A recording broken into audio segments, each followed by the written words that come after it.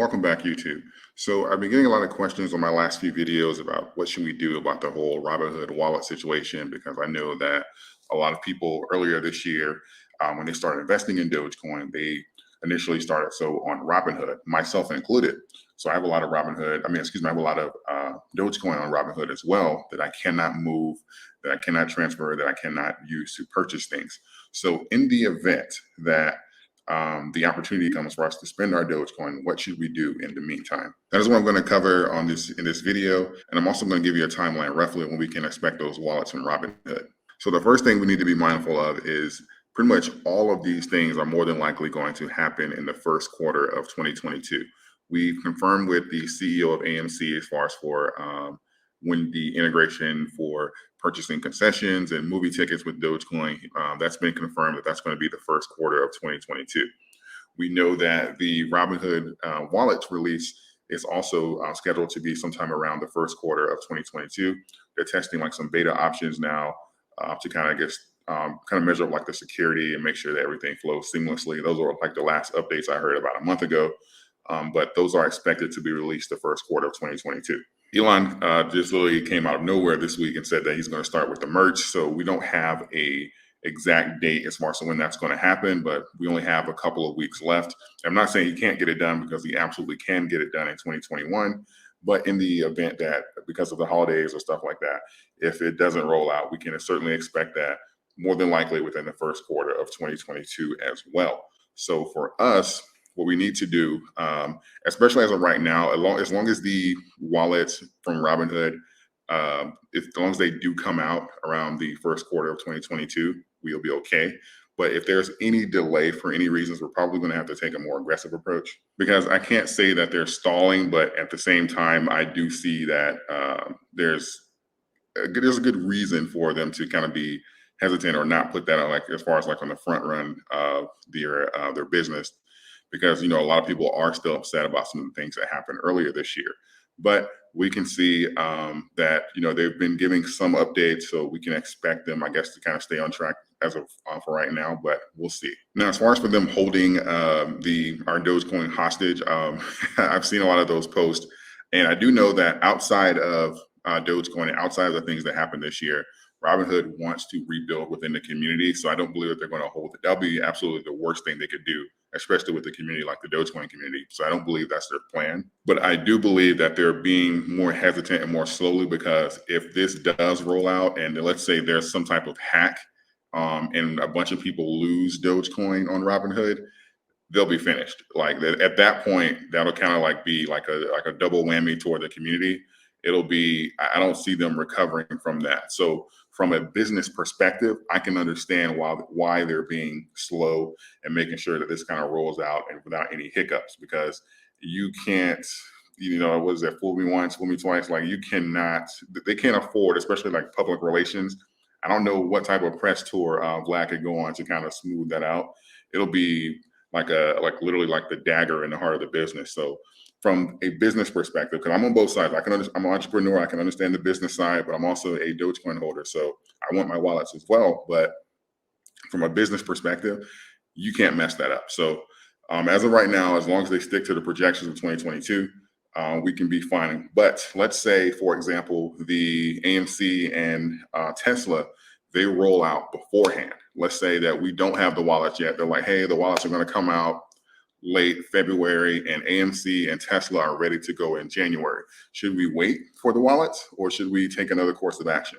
And in my opinion, I'd say we should take another course of action, because I've seen comments saying that this is primarily for people who have like a lot of Dogecoin and we shouldn't spend them and stuff like that. I've addressed that in my previous videos. One of them is called Dogecoin is Easy Money, and one of them is like why this is the most important update for Dogecoin this year. And it pretty much explains how removing the coins from the market increases the value. If you're interested in that, I'll have the links in the description. But anyways, I want to get to the point saying that this is not for people who have a large amount of Dogecoin, or for people looking to just offload some Dogecoin, because most of these AMC and Tesla, as far as for like, I looked at some of their shirts. I know the movie theaters, I know popcorn and stuff like that can be expensive, but as far as the actual tickets, we're talking about $50 max or less for shirts or stuff at the movie theater. And this is technically, if you like Tesla, if you believe in Tesla, I own Tesla stock as well. So just consider this literally like supporting your investments. I also own AMC stock. So I believe we're going to get some great movement there. So literally I'm supporting. So like especially if you own AMC, like this is, if you own AMC and you believe in the whole squeeze thing, this is literally, you're supporting. If you own AMC and you own Dogecoin and you believe Dogecoin is going to go to the moon and you believe AMC is going to squeeze, you can support both of your investments at the exact same time.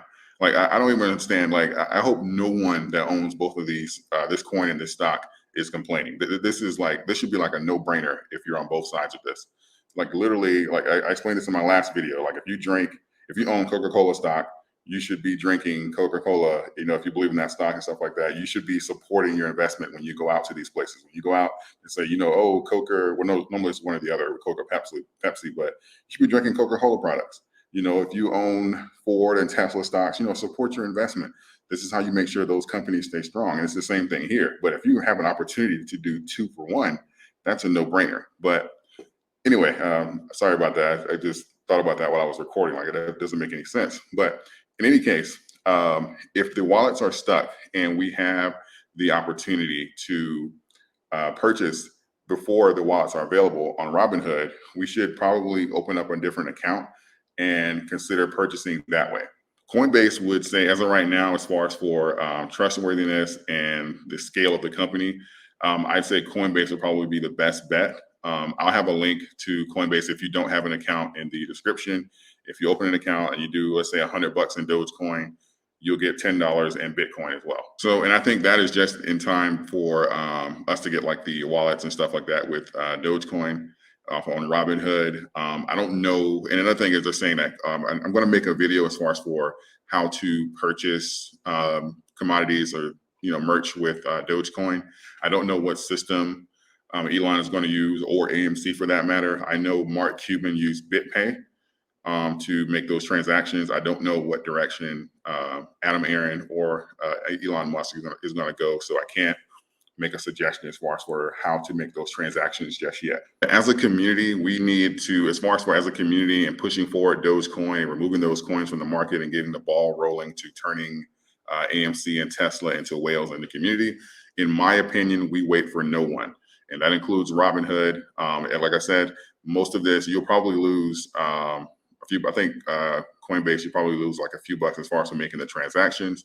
But overall, we'll have the ball rolling, because what we want ideally is for these numbers to be high when Adam Aaron comes back to the community and reports the Dogecoin transactions. We want these numbers to be high when Elon Musk comes out and reports the Dogecoin transactions. That is what we're hoping for. We want them to come back and be like, we've done more money in Dogecoin merch in 1 month than we've done in cash all year. These are the types of information that we want to be relayed to the public. But again, because that's going to open up those doors for us to partner with more businesses. And once we're able to get into more businesses and start making those transactions, it's going to be game over. And the people that have held and purchased at these prices, they're going to be rewarded greatly, because at that point, the Dogecoin community is going to come to life and bring into fruition the Dogecoin being the currency of the internet. Because at that point, we'll start having the innovation. We'll start having more options to purchase things in Dogecoin that we were already going to do. And of course, the overall supply, we're going to start having some stability here and not having these whales. We're going to take control back from them. We're going to start having some stability in the coin, and the overall value of the coin, as far as for the coins on the market, is going to increase. So think about inflation, deflation, stuff like that. When you have inflation and you're losing power based off of the dollars that you're already transacting in, imagine the opposite of that happening. Imagine the dollar having inflation with the dollar, and it's like, oh my God, they're printing so much more. They're printing so much money. They're printing it faster than it's absorbing the economy, and we're having all this inflation. So we're going to have to attach it to goods and raise the price. But imagine instead of price, imagine value, and imagine the rate at which Dogecoin is minted compared to the rate that is leaving the market and not coming back to the market. Is outpacing that. And imagine the coins that you're holding appreciating in value, and you're being able to purchase more goods with your remaining Dogecoin. Because I think that in the community, a lot of times people have it confused as far as for Dogecoin, I'm just going to hold, and they try and treat it like a Bitcoin. It's not. Bitcoin has scarcity value. Dogecoin is a currency. Those are two different things. And I think people are confusing price and value, because the price of something is simply going to be how much you pay for something, and the value is going to be on more side of what you get for that same amount of currency. Because price can fluctuate with inflation, deflation, all that kind of stuff like that. Value does too, but the value of the currency, as far as for how much it takes of that same currency to purchase those goods, that's more so the more effective way to measure value. Because you can have, I know you've seen those scales where it's like $20 back in 1970 purchased this much stuff, and then you see as it gets like 1980, 1990, 2000, the grocery basket gets less and less stuff in it. The $20 are still the same $20. The price is still the same. The value is what went to hell. So, and I think that's what we have to focus on here, is not so much the price, but more so toward the value, if we're going to look at Dogecoin as a currency versus the actual price. Because regardless if it's dollars, Dogecoin, Bitcoin, whatever the goal is here, or even just regular investing, the goal here is to outpace inflation.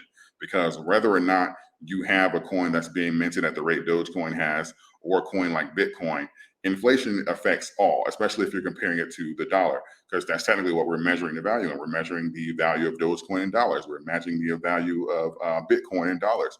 So the goal here is to outpace inflation. And when you remove coins, it's not effective. It's not the same as like burning, like I said before, but it is a very effective way to remove the coins from the market. The less of something there is available to buy, the more there is. So, and if in case you haven't watched those other videos, that was the point I was making. We turn AMC, we turn Tesla into whales.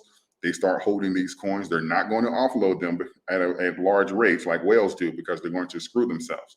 So they're going to drip them back into the market if and when they want to convert them back to dollars. With that being said, as we make these transactions and purchase them, so we're taking the coins out of the market. As we buy them, we're making purchases for goods that we're already going to spend on. That's going to be held in the wallets of these corporations and these institutions. What we're going to do is then in return keep exchanging and removing more coins from the market. So the overall coin supply in the market is going to start coming down. The less there are, the more the coin is going to be worth. And so both of us are going to start winning. The ones of us that hold Dogecoin and convert them, we're going to win, because the Dogecoins, the price per Dogecoin is going to start going up. The institutions that hold Dogecoin by the millions, they're going to see a certain influx and see it going up. And they're going to go, oh my God, we need to hold on to this. And that's how we do the conversion, to treat them like large corporations do stocks. That's why you'll never see a Elon or Jeff Bezos unload all of their stocks. That's the plan here. This can absolutely work, but we need the community to participate.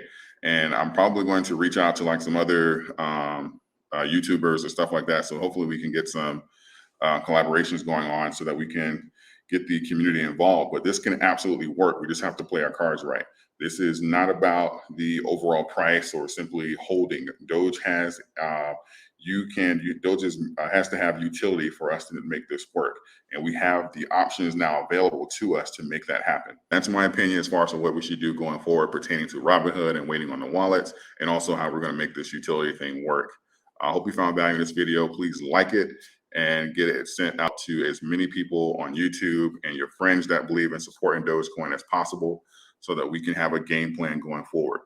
Also, if you'd like to hear more from me, please consider subscribing to the channel. You can always unsubscribe later, but if you want to hear more from me and you believe in the mission, you like what I have to say, I love to converse with you. I respond to most of my comments, so definitely let me know in the comment section how you feel about this message and how you feel about the Robinhood wallets. Also, don't forget about BlockFi. If you open an account with them, you can get up to $250 in some of your favorite coins like Bitcoin and Ethereum. I appreciate all of you guys. Thank you. And until next time.